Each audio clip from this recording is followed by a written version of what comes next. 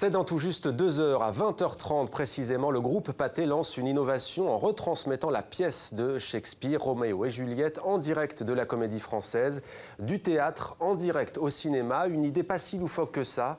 La formule a déjà été testée avec succès sur l'opéra, à l'heure où les salles de cinéma sont de plus en plus concurrencées, notamment par la vidéo à la demande et le numérique. Leur avenir est-il dans la retransmission de spectacles vivants? On en parle ce soir avec Jérôme Sédou. Bonsoir. Merci d'être avec nous dans 64 minutes sur TV5 Monde. Avant de vous donner la parole, je précise bien entendu, vous êtes le président du groupe Pathé. Avant de vous entendre, on va regarder la bande-annonce de ce grand événement culturel. Roméo, Roméo, pourquoi es-tu Roméo?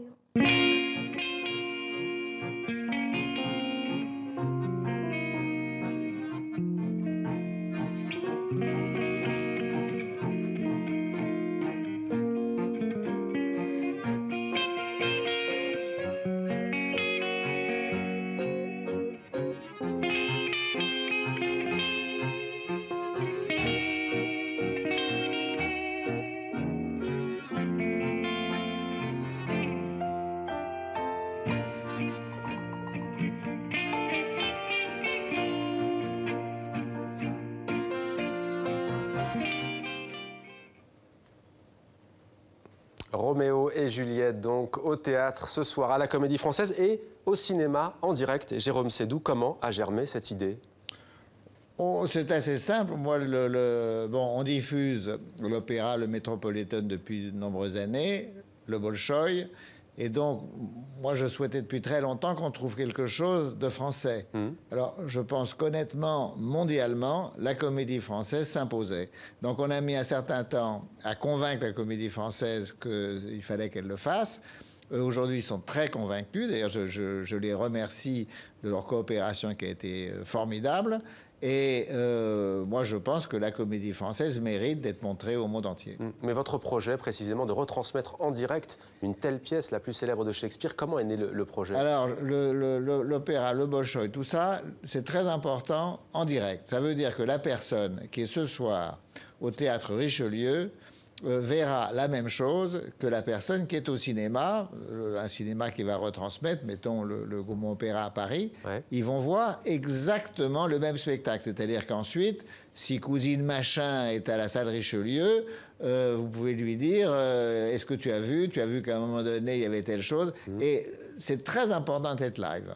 300 salles vont retransmettre en même temps et en direct en France. Oui, parce que pas seulement en France, hein, il y a notamment le Canada, la Belgique, la Suisse, le Québec.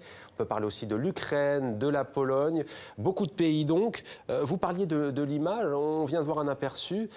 Comme si on y était, comment ça se passe au niveau de la captation? Est-ce que vous pouvez nous en dire plus? La captation, si vous voulez, c'est des captations qui sont aussi sophistiquées que le football, si je peux dire.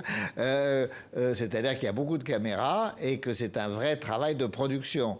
Donc, si vous voulez, la captation, alors on peut difficilement en parler sans la voir. Donc, je conseille aux gens de voir le spectacle. Ça sera le meilleur moyen de voir si la captation... Et il y a une chose qui est très importante, et en discutant avec les comédiens, c'est que les comédiens, quand ils sont captés, ils le savent. Donc, si vous voulez, d'une certaine manière, ils jouent évidemment pour les gens qui sont dans la salle Richelieu, mais ils jouent aussi pour les gens qui sont dans les salles de cinéma et qui voient en même temps le spectacle. Ça influence sans doute leur jeu. Peut-être quand même un mot de cet événement. Dans l'événement, hein, Roméo et Juliette, sans doute la plus connue des pièces de Shakespeare, c'est la première fois qu'il y en a d'autres. Hein. Il y en a d'autres. Shakespeare, Shakespeare sont quand même très connus. C'est la première fois qu'elle est jouée à la Comédie Française, au Théâtre Richelieu, depuis 60 ans. Que représente-t-elle pour vous? Pour moi, personnellement, rien d'extraordinaire, sinon que Shakespeare, c'est un des plus grands auteurs de théâtre au monde, et que la Comédie Française ne joue pas que le répertoire français, elle joue un répertoire qui est aujourd'hui très varié et qui est très remarquable, parce que je pense que ceux qui n'ont pas eu la chance d'aller à la Comédie Française ne se rendent pas compte à quel point la Comédie Française s'est modernisée et à quel point elle présente des spectacles. C'est pas du théâtre, etc. C'est du véritable spectacle. Véritable spectacle vivant. Mise en scène signée Éric Ruff, l'administrateur. Ça a déjà été fait hein, sur le service public, notamment sur France Télévisions, chez nos partenaires. Qu'est-ce que ça apporte en plus, le cinéma, de retransmettre en direct un spectacle vivant? Je crois qu'on fait ça un peu mieux. Pourquoi? Parce qu'on y met plus de moyens. Ouais. Techniquement, c'est mieux. Voilà. C'est comme un peu le sport dans l'ancien temps. Il y avait moins de caméras et avec plus de caméras, des gens qui sont plus professionnels pour produire ce genre de spectacle, on a fait des progrès.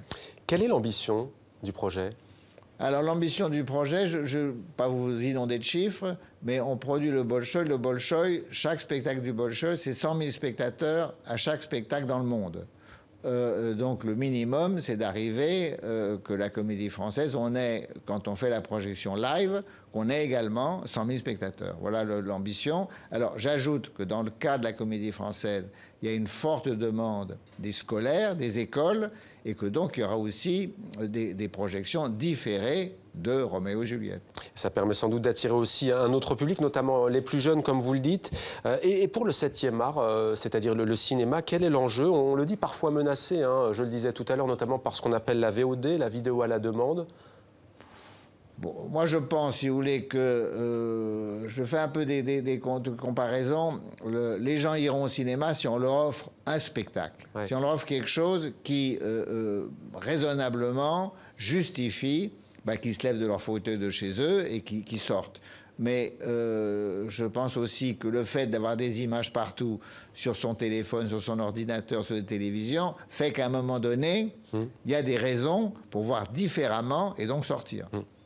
Certains disent que qui tient la distribution tient le cinéma. Vous êtes l'un des plus grands distributeurs du cinéma français.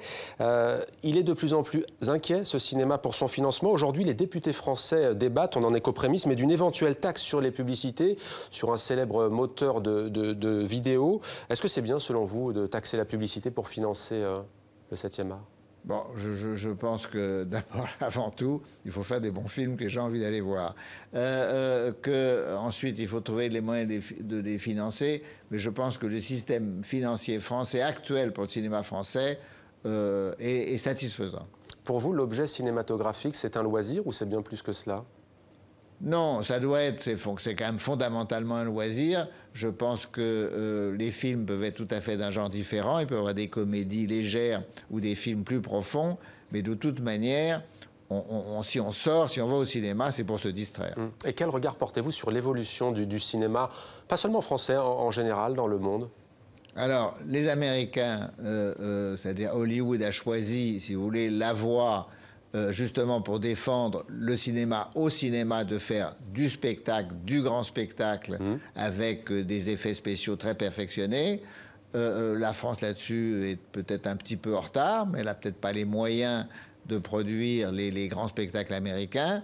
Et donc les Français se spécialisent plus ou dans des films d'auteur ou dans des comédies. Mais à chacun son métier. Je pense que ce qui compte, c'est que les gens aient envie de sortir. Doit-elle aller sur ce terrain-là, la France, le cinéma français, doit-il aller sur le terrain des grosses productions américaines ? Je crains qu'on n'en ait pas tout à fait les moyens et que il y a une chose que les gens savent très très bien, les acteurs américains sont connus mondialement. Ouais. Les acteurs français sont moins connus mondialement. Ouais. Mais tout de même, malheureusement. Est-ce vraiment qu'une question de moyens, Jérôme Seydoux? Vous allez comprendre ma question. Prenons Bollywood. Il y a des moyens. Hollywood, vous l'avez cité, il y en a. Mais au Nigeria, il y a aussi Nollywood. Vous avez sans doute entendu cela. Pourquoi il n'y a pas Paris-Wood? Ah, on peut y penser, mais Wood en français ne colle pas très très bien. Mais non, je pense qu'il faut pas essayer de singer. Non plus, même si je pense que les Chinois sont les seuls à vraiment avoir l'ambition d'imiter les Américains. Ils n'y sont pas encore arrivés. Je pense que c'est pas facile de remplacer Hollywood.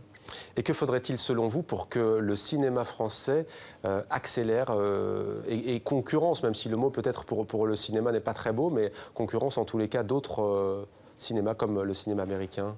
Je pense pas. Oui, je pense qu'il faut que les cinémas s'ajoutent. Je pense pas qu'il faut qu'ils se concurrencent. Je veux dire, les Américains sont aujourd'hui ce qu'on pourrait appeler d'une certaine manière une civilisation dominante. Donc leur cinéma est mondial. Le nôtre, culturellement, on a un impact mondial, mais dans un genre différent. Je pense que si on voulait imiter Hollywood... Ouais. Juste en un mot, est-ce qu'il y a une exception française selon vous? Est-ce que la francophonie est assez utilisée comme socle? La francophonie, il faut qu'elle se développe. Il faut que Et l'exception française? Disons, sur les spectacles de la Comédie Française, on diffuse aujourd'hui dans les principales villes européennes, aux États-Unis, au Canada, en français.